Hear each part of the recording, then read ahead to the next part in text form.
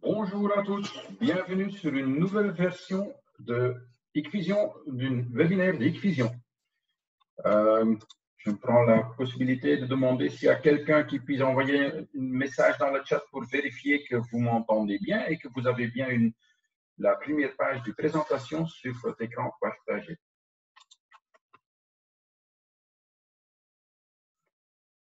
Pour commencer, déjà aussi, bienvenue à tout le monde. Ok, merci Cédric. Comme ça, je suis sûr, de temps en temps, je l'oublie. Cette session ici aujourd'hui sera aussi enregistrée et tu puisses le consulter après, effectivement. Aujourd'hui, on va vous expliquer quelque chose supplémentaire concernant les switches, les moniteurs, les câbles, écran d'affichage et les possibilités de stockage. Dans le monde des switches, surtout les switches Hikvision, on a plusieurs catégories. On a des switches non manageables, des switches manageables. Laissons vérifier un peu dans les possibilités de switch. Les nouveaux switches de chez Hikvision ont en fait, disons, 8 points de caractéristiques importantes. D'abord, on commence avec la gestion PoE intelligente, une transmission élevée de données jusqu'à 250 mètres, protection contre une surtension de 6 kV, oui. Le haute PoE alimentation comme possibilité sur certains modèles de switch, la priorité des ports sur le switch, une alimentation adaptative de 4 ou 8 cœurs pour le câble, un watchdog PoE et du isolation pour les ports sur le switch. Un peu plus d'explications, on va commencer avec la gestion PoE intelligente. Ici, on voit une petite vidéo, les switches d'origine ont en fait, dans le cas que le switch se démarre et toutes les caméras commencent à demander l'alimentation pour se faire démarrer, souvent le switch traditionnel, il se tombe en fait à cause qu'il a une trop haute demande d'alimentation. Les switches intelligentes, ou les switches Hikvision, eux, ils vont par contre lancer port par port pour éviter que tu vas surcharger la bloc d'alimentation du switch. Donc, on va d'abord démarrer le port 1 et quelques instants plus tard le port 2. Donc, on va faire sauter le switch vers un certain pic, mais on ne va pas le laisser augmenter pour toutes les caméras en même temps. Ça, effectivement, c'est un prolongement de service vie de la switch. La distance, 300 mètres. Donc, nous, on dit plutôt jusqu'à 250 mètres, un peu de sécurité, parce que 300 mètres, c'est dans des conditions supérieures. La possibilité d'y passer jusqu'à 300 mètres ou 250 mètres, le fait qu'on fait, c'est ce qu'on fait, en fait, on va diminuer la bande passante qui nous permet d'avoir une haute encapsulation ou un autre protocole dans lequel on va transmettre les données. Ça nous donne le bénéfice d'y passer jusqu'à 250 mètres de câble. Ce qui est intéressant parce que si tu dépasses le 100 mètres comme d'habitude, tu dois quand même prévoir une alimentation, un switch intermédiaire, tu as des frais supplémentaires aux main-d'œuvre et aux installations et câblage. Et avec celle-ci, tu peux y aller jusqu'à 200-250 mètres sans problème. La protection surge, donc pour le coup de foudre, en fait, pour la surtension. La plupart des switches, ils sont protégés jusqu'à 2 kV. Chez nous, c'est par défaut le 6 kV de surchargement qu'on puisse capturer avec les switches. Donc, quand tu vas installer les switches dans un environnement extérieur, ça, c'est un bénéfice que tu reçois en même temps. Le haute PoE. On a des modèles switch qui font du PoE et certains modèles ont aussi la possibilité de fournir du haute PoE sur des ports dédiés. Le haute PoE chez nous, c'est 90 watts. La plupart des switches qui font du PoE ou du haute PoE, c'est plutôt 30 watts disponible. Chez nous, on va vous donner 90 watts pour être sûr qu'un dôme PTZ a quand même assez de puissance pour se faire démarrer. La transmission VIP. Sur les switches, tu as la possibilité de connecter les caméras de haute priorité ou les caméras les plus importantes sur les ports VIP. Les ports VIP sont indiqués avec une signification rouge en dessous du port. Donc, le label rouge indique que c'est un port VIP. Ça, c'est quelque chose que tu puisses faire avec aussi les switches manageables, donc celles qui ont un prix plus élevé.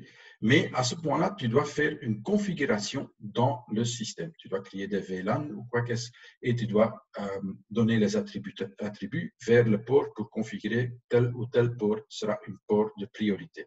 Qu'est-ce que ça veut dire un port de priorité? Quand tu vas récupérer ou quand tu vas arriver sur une congestion de ton switch, donc pas assez de bandes passantes pour faire travailler tous les données qui viennent sur le switch, à ce point-là, chez nous, le switch d'office, il va donner priorité au port VIP et il va un peu bloquer toutes les autres ports. Donc, dans ce cas ici, sans faire aucune configuration, juste mettant la caméra le plus importante dans le bon port indiqué avec le label rouge, tu as toujours les images les plus importantes qui viennent sur ton enregistreur. Dans le système d'alimentation, la plupart des switches, ils font alimentation sur 4 fils. Oui. Chez nous, on a créé un système dans lequel on puisse transférer l'alimentation sur 8 fils, donc sur le câble complet. Cela nous signifie une augmentation de 15% d'alimentation. Disons, on a 15% moins de pertes sur la tension sur une distance, qui est effectivement un bénéfice à cause que dans certains cas, quand tu vas dépasser les 100 mètres, la résistance du câble va venir importante et à ce point-là, on peut gagner. Donc, on a une perte beaucoup plus bas. Le PoE Watchdog, ce n'est pas un chien qu'on va mettre dedans, mais c'est le principe d'un watchdog. Souvent, ça se passe qu'il y a un caméra qui est bloqué, qui ne répond plus et que tout d'un coup, c'est le client qui vous appelle à dire « Tiens, j'ai plus d'image. » Qu'est-ce que tu vas faire sur place? Souvent, tu vas faire un plug-out, plug-in de caméra, redémarrage et ça fonctionne de nouveau. Ça, c'est un système que nous, on a intégré dans le switch par défaut et automatiquement. Ça veut dire, quand il y a plus de connexion avec les caméras, donc ça veut dire qu'il y a une commande qui passe du switch au niveau de protocole TCP vers les caméras et le caméra, il n'a plus de réponse, donc il est bloqué, comme on dit. À ce point-là, le switch, il va couper le PoE de ce port-là, il va fermer le port et il va le redémarrer. Ça, il va faire par défaut 4 fois chaque 5 minutes et après, il va le faire une fois par heure jusqu'au moment que la caméra revient. Donc, ça vous donne comme bénéfice, quand il y a un caméra qui se bloque pour une raison inconnue, que tu ne dois plus te déplacer sur place juste pour tirer le petit câble et remettre. Voilà, ça, là, le switch, il va le faire automatiquement. Cette fonctionnalité est configurable dans le switch, donc tu puisses l'activer ou désactiver, mais ça fonctionne pour tout le switch et pas par port. L'isolation du port. Quand il y a quelqu'un qui a accès au switch et qui veut faire tomber ton réseau, il a le moyen de retirer un câble ou mettre un câble dans le switch et faire du broadcast tone. Donc, qu'est-ce qu'il va faire? Il va envoyer avec un petit outil software, il va envoyer beaucoup de données dans le switch pour lui faire bloquer. Cette protection maintenant est intégrée dans le switch de Hikvision. Ça veut dire quand tu connectes un PC sur une des ports et tu vas essayer de faire bloquer le switch par lui donner beaucoup trop des infos qu'il ne sait pas partager, qu'il ne sait pas processer, ouais. À ce point-là, tu n'auras pas de succès parce que les ports ils sont bloqués l'une à l'autre pour du broadcast. De nouveau, dans les plus grands switches, c'est une fonctionnalité qui existe aussi, mais c'est configurable. Ici, un petit exemple d'un switch PoE non manageable, donc un switch simple. Là, vous voyez qu'on a 8 ports indiqués avec le PoE, mais en total, il faut tenir compte, dans les spécifications du switch, on n'a que 58 watts de disponibilité du PoE. 8 gigaports, donc ça veut dire 8 fois 1 gigabit, et un uplink aussi de 1 gigabit. Ça, c'est un switch gigabit, donc cela, tu ne vas pas tellement utiliser pour des caméras à cause que la vitesse est beaucoup trop élevée. Dans ce cas-là, ça c'est en fait en ligne. Pour ces raisons-là, on n'a pas tellement d'autres alimentations disponibles pour les PoE. Mais par contre, tu as quand même le moyen de connecter quelques des caméras là-dessus. Dans la série Pro, donc avant on était sur la série Value, donc la petite, l'économique. Maintenant, la série Pro, là on a plusieurs des possibilités. Comme vous voyez sur le dessin de double liaison IPoE, le petit switch là, on a un switch de 6 ports dans lequel le port 1, c'est un haut PoE. Donc sur celui-là, tu as du haut PoE disponible. Le 2, 3 et le 4, ce sont des ports PoE normal. Oui. Et le port 1 et 2, ce sont des ports haute priorité, donc des ports VIP. Le bénéfice que vous voyez ici dans cette gamme de switch, c'est le port 5 et 6, les deux derniers. On a deux ports de uplink. Ça veut dire que l'ensemble du switch, tu puisses le connecter en direct avec un câble, avec le NVR, mais aussi avec le réseau du client. Donc, tu as deux ports uplink. Le switch en dessous, là, il y a 8 ports PoE, sur lesquels la première est aussi du haut PoE, et il y a 2 uplink ports de nouveau. Donc, fais bien attention par le choix de ton switch dans le cadre des projets ou des installations. Il ne faut pas uniquement compter les quantités des ports, mais aussi le budget de l'alimentation PoE, ce qui est tous écrit dans les spécifications des switches. Le PoE longue distance est aussi disponible, sauf fais bien attention, c'est indiqué sur quel port que tu as telle fonctionnalité. Ça, c'est pour les séries Pro des switches qui sont 100 mégabits sur les ports normaux. Ici encore, les switches PoE non manageables de 1 gigabit, aussi de la série Pro. Là, vous avez l'isolation du port, le PoE Watchdog et aussi le prolongement de distance jusqu'à 250 mètres pour le câble. Et aussi, de nouveau, vous voyez la configuration disponible pour les ports. Aussi indiquer le haut PoE si c'est bien 60 watts, ce qui est le haut PoE standard, officiel. Oui. Et chez nous, sur les autres switches, donc à partir de colonne 2, 3 et 4, là, vous voyez qu'on a 90 watts de disponibilité d'alimentation haute PoE. Encore en bas, bien indiqué l'alimentation totale PoE disponible pour chaque switch. À part les switches que vous utilisez à l'intérieur, on a aussi encore des switches non manageables gigabits, un peu dans l'encaissement industriel. Donc, ce sont des switches qui sont alimentés avec une alimentation supplémentaire de 48 volts ou bien une alimentation de 56 volts.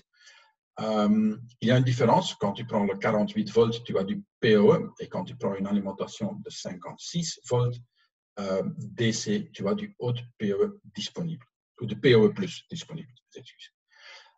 Les bénéfices de tels switch ici, ce sont des switches qui n'ont pas de ventilateur, qui ont des caractéristiques de fonctionnement température plus élevées que les autres, donc de moins 30 à plus 65 degrés. Le boîtier est en métallique et construction, la qualité industrielle. Tu as le moyen de le monter sur un DIN rail, le IP40, et tu as le PoE AF ou soit AT, donc le 15 ou soit le 30 watts. Il s'agit aussi de soit 4 ports et 2 ports fibre optique, ou bien d'une switch de 8 ports et 2 ports uplink. Maintenant, on a aussi des switches qui sont manageables. Donc, c'est une autre catégorie un peu plus élevée. Les switches manageables, les avantages. Donc, les avantages dans les nouvelles switches, ça c'est pour commencer la topologie visualisée. On va vous montrer un peu plus tard. Les notifications d'alarme en temps réel. À cause qu'on a le moyen de vous visualiser, on a aussi le moyen de créer des alertes là-dessus.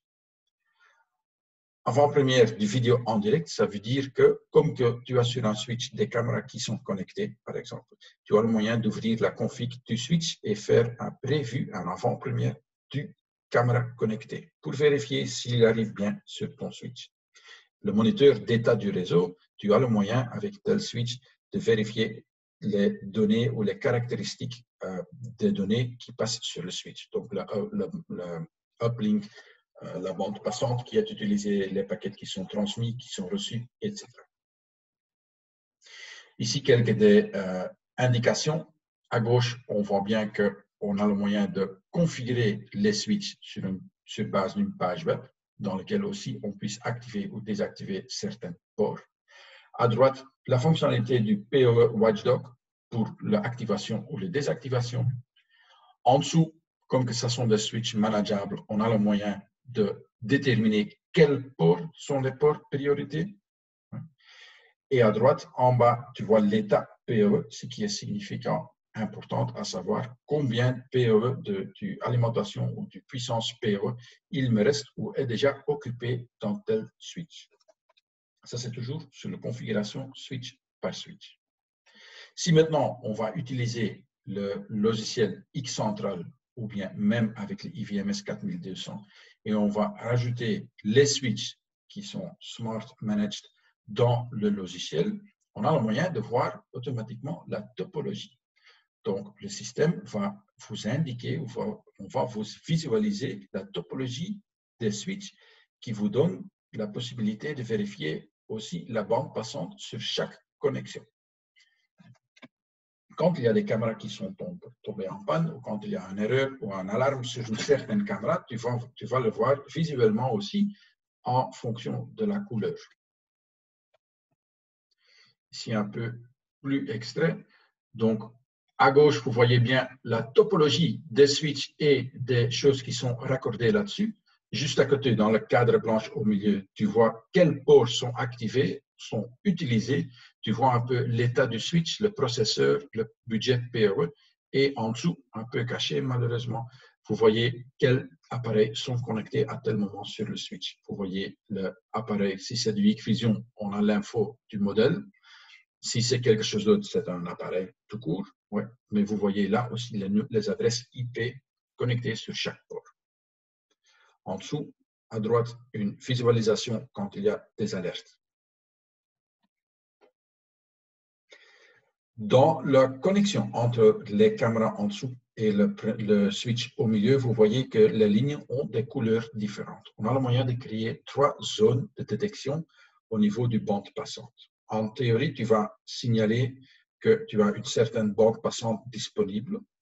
Si tu as encore beaucoup de réserves, la couleur de connexion reste blanche. Si maintenant tu reviens dans la zone critique d'avoir un peu une limitation au niveau de bande passante, la couleur devient jaune pour vous signaler, pour vous avertir. Et quand tu dépasses, donc c'est ce qui veut dire que tu as une congestion dans ton réseau, la liaison devient rouge, ou bien quand il y a une perte de connexion, ça devient rouge aussi pour signaler que tu auras une alerte.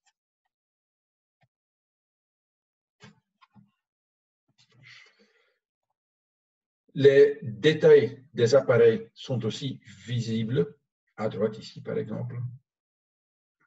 Donc là, vous voyez les données d'un caméra. Le bénéfice que vous avez là, c'est ce que si vous regardez bien, c'est les exceptions, s'il y a une exception de l'appareil. Et en dessous, vous voyez aussi la version du matériel connecté, ce qui est facile pour récupérer les données. Ici, une petite exemple, séquence vidéo dans laquelle on vous montre la topologie. Pour créer la topologie même, tu ne dois rien faire. Tu dois juste rajouter les appareils dans le X-Central, ouvrir les clients et lui, il va présenter où ce que tout est indiqué. Là, vous voyez quelques des exemples d'informations quand tu passes avec ton souris sur certaines connexions. Ici, ça c'est l'alarme qu'on sait mettre, donc le refresh. Pardon. Le niveau de topologie, combien de layers. Et là, la bande passante, l'avertissement de la bande passante, quand est-ce qu'on doit changer la couleur. Voilà, donc vous voyez des switches, vous voyez là un caméra qui est en rouge, donc ça veut dire qu'il y a un petit souci. Dans le détail d'un switch, le processeur du switch, le budget PoE, quels appareils sont connectés, et en dessous, plus d'infos concernant les appareils, les intercoms. Ici, l'état du port, dans lequel tu sais aussi faire la désactivation d'un port et les statistiques par port. Est-ce que le switch est en alarme? là, tu as le moyen de vérifier quelles sont les alertes actuelles encore sur tel switch.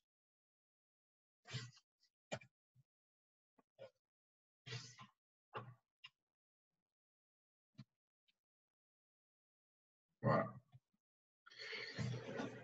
Les produits, ici, les nouveaux switches qui ont la fonctionnalité de la topologie, ils sont indiqués avec la signification, avec le label derrière le nom d'article, EI ou bien SI. Ces appareils ont le moyen d'être intégrés dans l'X central avec la visualisation, donc la topologie. On a des switches, comme vous voyez là, sans PoE, avec un budget PoE limité pour des petites switches et encore avec des budgets un peu plus élevés par rapport à la taille du switch. Tout ça, c'était au niveau des switches. Maintenant, on vient au deuxième point, qu'il s'agit des moniteurs et des écrans d'affichage. Comme la plupart de vous autres savent déjà probablement, on a aussi une très grande gamme de moniteurs CCTV qui sont construits vraiment pour faire du CCTV 24/7. Ici, tous les moniteurs que vous voyez dans la liste, ce sont tous des Full HD de plusieurs formats et avec un encadrement extra étroit. Les deux dernières, le 32 pouces et le 43 pouces, là, il y a un encadrement un peu plus large, ce qui est un peu logique à cause du taille des écrans. C'est là où aussi les modèles QE ont aussi un double pied pour le montage. Le bénéfice que vous avez là, c'est le prix MSRP qui commence à 164 €, qui est un prix super bon.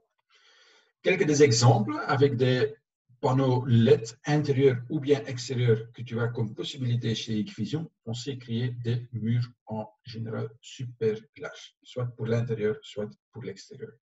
Ici, vous voyez le panneau LED intérieur-extérieur. Ce sont en fait tous des modules que tu colles l'une avec l'autre et que tu interconnectes en arrière.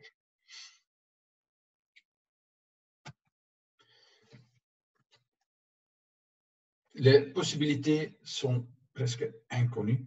Voilà quelques exemples d'une exhibition sur lesquelles on avait présenté les écrans. Comment est-ce qu'on sait créer un mur vidéo? Si maintenant vous prenez 4 fois un moniteur Full HD et tu le mets dans un carré comme ici présenté, c'est 4 fois 2 mégapixels, donc en total, c'est du 4K. Maintenant, le bénéfice pour créer un mur vidéo comme cela, c'est que tu n'as pas besoin d'un décodeur pour créer le mur total.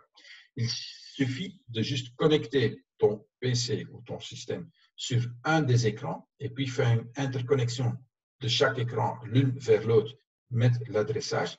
Et ce sont les écrans l'une entre l'autre qui vont gérer la source qui vient à l'entrée d'un de ces écrans. Comme ça, les écrans eux-mêmes, ils vont partager les données et créer un mur vidéo de 4K en total sans utilisation d'un décodeur. Donc là, vous gagnez du argent déjà à cause que tu n'as pas besoin du décodeur. La taille maximum dans telle situation que tu peux créer, c'est 5/6 moniteurs, donc 30 moniteurs ensemble. Si tu dépasses cela, à ce point-là, tu as besoin d'un système spécifique. Mais ça, ce n'est pas souvent le cas, je suppose.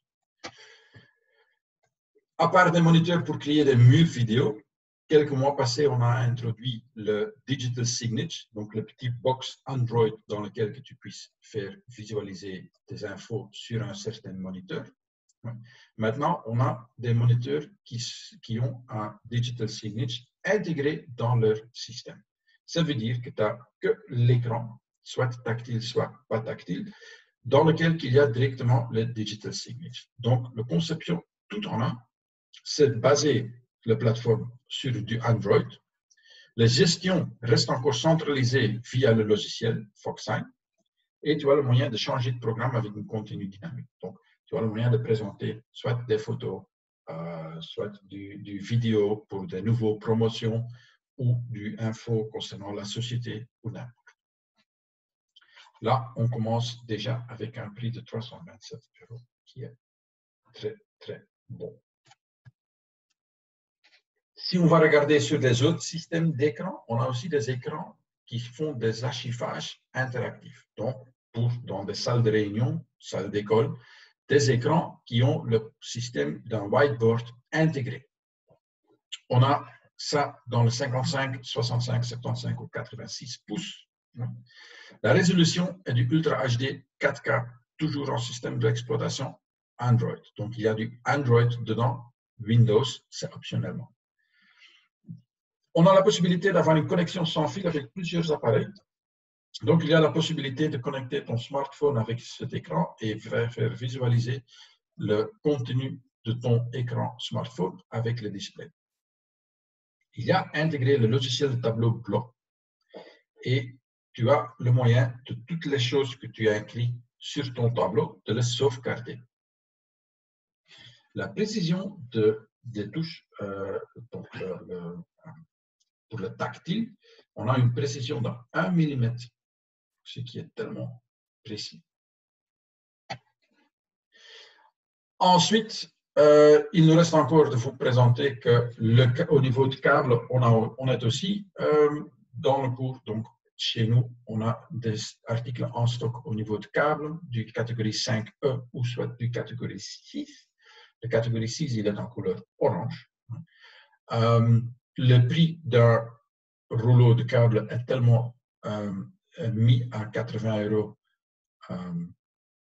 ce qui est un prix très bon, à mon avis. Le bénéfice là que tu en as, c'est que tu as le moyen d'avoir tout de ton système à partir de Hikvision. Câble, switch, écran, enregistreur et caméra. Finalement, dans la partie de stockage, une petite information supplémentaire qu'on veut bien vous indiquer en plus. À partir de quelques temps, on a aussi des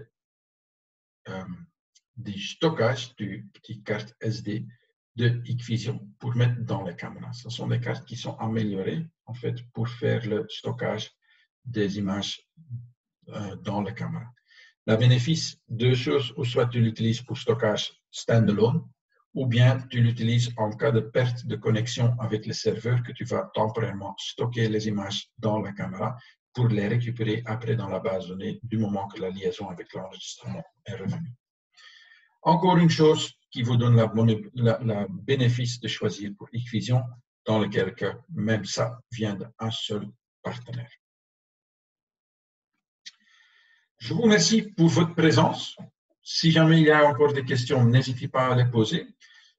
Restez en ligne, vérifiez bien le LinkedIn ou bien le YouTube. Si vous avez encore des questions, n'hésitez pas à nous contacter sur info.pnl@hikvision.com. On est là pour vous répondre les questions. Je vous remercie tous pour votre présence. Je te souhaite encore une bonne journée, un bon week-end et à la suivante. Merci beaucoup.